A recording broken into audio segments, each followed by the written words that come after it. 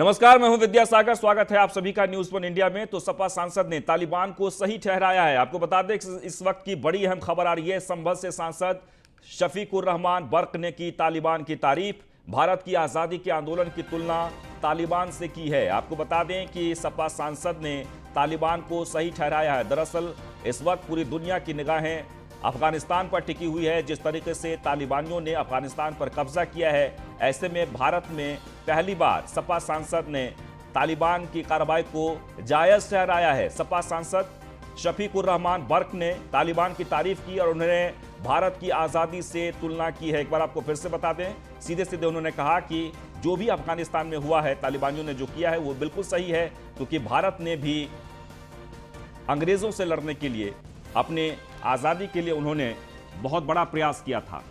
तो एक बार आपको फिर से बता दें कि संभल से सांसद हैं समाजवादी पार्टी से और उन्होंने एक बड़ा बयान दिया है। उन्होंने कहा है कि तालिबान में जो कुछ हो रहा है वो सही है।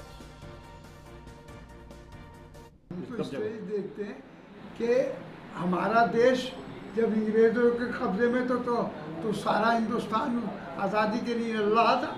अब वहाँ का भी, अब अमेरिका ने कब्जा कर रखा, पहले रशिया में था, फल जगह जगह उनका भी कब्जा, वो भी आज़ाद रहना चाहते हैं, अपने देश को आज़ाद कराना चाहते हैं। ये तो उनका पर्सनल मामला है। हम तो इस तरह देखते हैं कि हमारा देश जब अंग्रेजों के कब्जे में तो सारा हिंदुस्तान आज़ादी के लिए लड़ रहा था।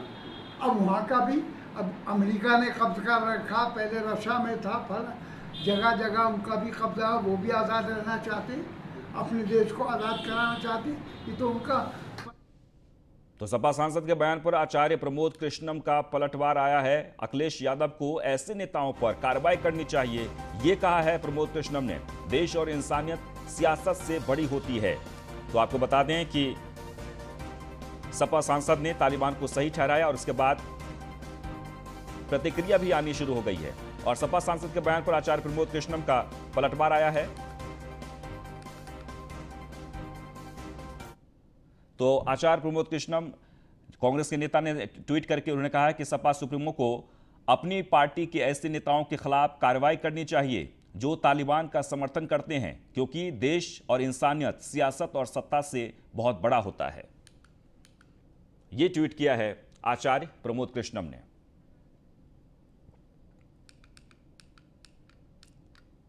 तो आपको बता दें कि प्रतिक्रिया आनी शुरू हो गई है। समाजवादी पार्टी के सांसद ने तालिबानी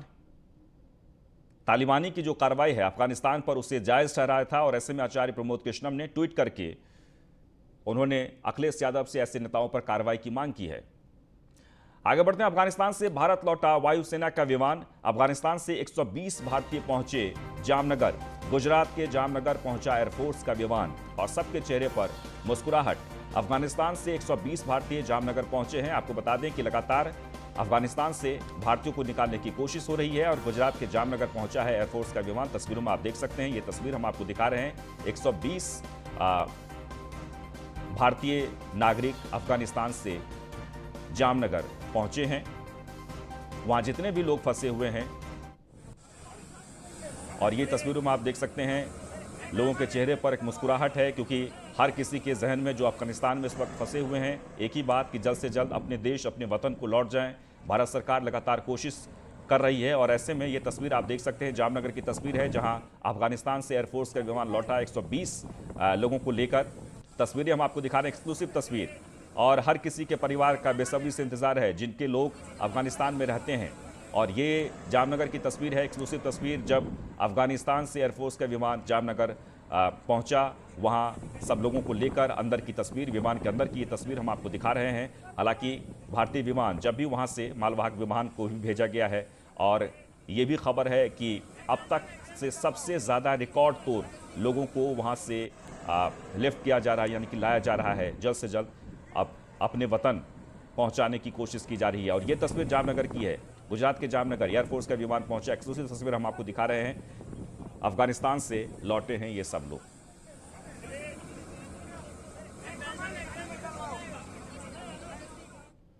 आगे बढ़ते हैं। चंदौली के अमोघपुर गांव का लाल काबुल में फंसा हुआ है।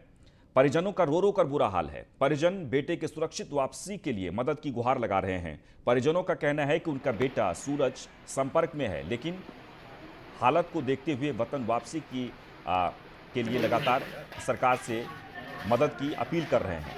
सूरज काबुल में वेल्डिंग का काम करता है।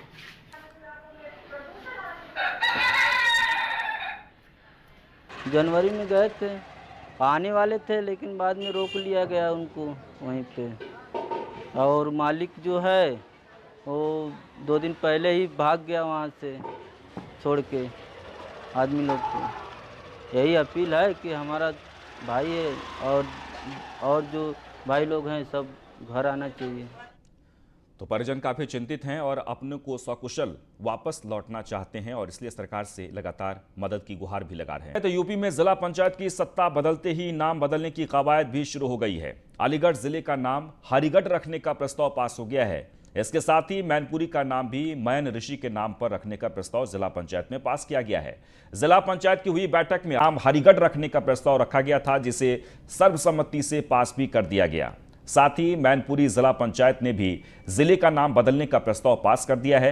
अलीगढ़ में जिला पंचायत बोर्ड की हुई मीटिंग में केहरी सिंह और उमेश यादव ने अलीगढ़ का नाम बदलकर हरिगढ़ रखने का प्रस्ताव रखा था। तो कोरोना की तीसरी लहर की संभावना को देखते हुए सरकार की ओर से कोविड वैक्सीनेशन अभियान लगातार जारी है।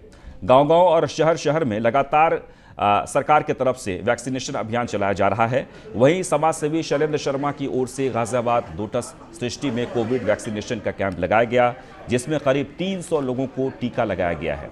इस मौके पर समाजसेवी शैलेंद्र शर्मा ने कहा कि जरूरत हुई तो वैक्सीनेशन कैंप दोबारा लगाया जाएगा।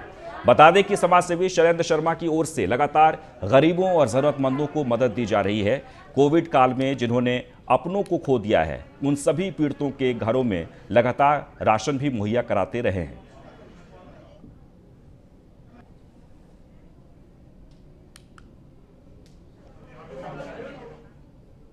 कोरोना की लहर ने पूरे देश में हाहाकार मचा रखा था। वहीं अगर हम बात वैक्सीनेशन की करें तो लोग वैक्सीनेशन के लिए पहले जागरूक नहीं हो रहे थे, लेकिन सरकार के द्वारा लगातार वैक्सीनेशन अभियान चलाया जा रहा है। वहीं हमारे साथ मौजूद हैं शैलेंद्र शर्मा जी, जो लगातार समाज सेवा करते हैं। चाहे हम कोरोना काल की बात करें या आम दिनों की, लगातार वो समाज सेवा करते हैं और लोगों को जागरूक करते हैं। आइए इन्हीं से जानते हैं।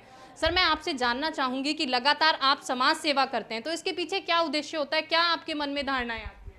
उद्देश्य कुछ नहीं है। लोग इतने बेबस हैं, लोगों के पास मोबाइल तक नहीं है जो अपने ऐप से रजिस्ट्रेशन कर सकें और अपने लिए वैक्सीन लगवा सकें। हमने एक टीम बनाई। कोर टीम बनाने के बाद उसमें 5 लोगों की टीम बनाई और लोगों को जो झुग्गी झोपड़ी वाले लोग हैं उनके पास एक जागरूकता अभियान चलाया। अभियान के तहत में हमने कहा उन्हें जागरूक करा और 2 लड़के बैठाए। उस लड़कों से उनका रजिस्ट्रेशन कराने के बाद उनकी वैक्सीनेशन का आज प्रोग्राम बनाया गया। लोगों को आज यहाँ वैक्सीन लगाई जा रही है? आज लगभग 300 लोगों को वैक्सीन लगाई जा रही है। क्योंकि सर, अगर कहीं ना कहीं हम बात करें गरीब तबके के लोग की, जो लगातार वैक्सीनेशन के लिए आगे नहीं आ रहे थे, अब धीरे धीरे सरकार के द्वारा भी उन्हें जागरूक किया गया। यहाँ 300 लोगों को वैक्सीन लगाई जाएगी और आगे कम से 1000 लोगों तक वैक्सीन लगाने का प्रोग्राम है। यहाँ वो लोग हैं जो सिर्फ मट्टी ढोते हैं, गड्ढे खोदते हैं, लेबर क्लास के लोग हैं, उनके लिए एक अभियान चलाया गया है। क्योंकि वो लोग कुछ भी नहीं जानते कि कहाँ से ऐप है, क्या चीज़ करनी है, उनको कैसे नहीं करनी, उनके लिए प्रोग्राम बनाया गया है। शैलेंद्र जी, आपसे एक चीज़ और मैं जानना चाहूँगी कि कोरोना काल में लगातार आपके द्वारा आम जनता तक पहुंचकर खाना वितरित किया जा रहा था, क्योंकि उस समय ऐसी स्थिति थी कि लोग खाने तक के लिए लाले पड़ गए। तो उस स्थिति में आपने लोगों को जागरूक किया, मदद की, घर घर आप गए, तो उसमें आपने क्या हेल्प की है? मैं मदद करने वाला नहीं हूँ, मेरी एक टीम है पूरी। हम एक समाज के लिए साथ में लेके चलते हैं और हम एक साथ मिलकर सबकी मदद करते हैं। जैसे कि आज कोरोना काल में से लेके अब तक के लिए 2 साल का टाइम हो गया। 2 साल से हमारी टीम ने, रिनाउंड ने, पूरी टीम ने आज तक खाना बंद नहीं करा। पर डे हम लोग 1000 आदमी का खाना बना के वितरण करते हैं। जिसको भी अगर किसी को खाने की दिक्कत हो, कभी भी आके रिनाउंड में आ सकता है और खाना खा सकता है। देखिए, ये थे शैलेंद्र शर्मा जी, जो लगातार कोरोना काल से लेकर अभी तक, कोरोना काल से जो अभी तक का समय है काफ़ी लंबा समय होता है और लगातार ये समाज सेवा करते हुए नजर आ रहे हैं। चाहे हम खाने की बात करें या राशन की बात करें, किसी के कपड़ों की बात करें, या सबसे बड़ी बात जो कोरोना को रोकने की लहर जो लगातार चल रही है, वैक्सीनेशन, उस पर भी इन्होंने अब जोर दिया है। और यहाँ पर आज वैक्सीनेशन अभियान चल रहा है जिसमें 300 व्यक्ति को आज वैक्सीनेशन लगाई जाएगी और अगर जरूरत पड़ी तो दोबारा यहाँ पर कैंप भी लगाया जाएगा। न्यूज़ 1 इंडिया से मैं प्रिया राणा, गाजियाबाद। देश में अभी भी जारी है, भले ही आंकड़ों में कमी आई हो, लेकिन तीसरी वेव की भी आशंका जताई जा रही है।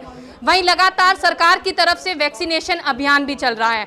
आज हमारे साथ मौजूद हैं मयंक गोयल जी। आइए इन्हीं से जानते हैं। सर, लगातार जो कोरोना की लहर है, कुछ आंकड़ों में कमी तो आई है, लेकिन तीसरी वेव की भी आशंका जताई जा रही है। उसको लेकर भी सरकार वैक्सीनेशन पर बहुत ज़्यादा ध्यान दे रही है। आपका क्या कहना है? देखिए, पहली लहर के अंदर तो सब समाज ने मिलकर मेहनत की और उस पर कंट्रोल किया। दूसरी लहर जब आई तो उसमें अफरा तफरी मची, क्योंकि ऑक्सीजन की दिक्कतें आई, बहुत सारी प्रॉब्लम आई।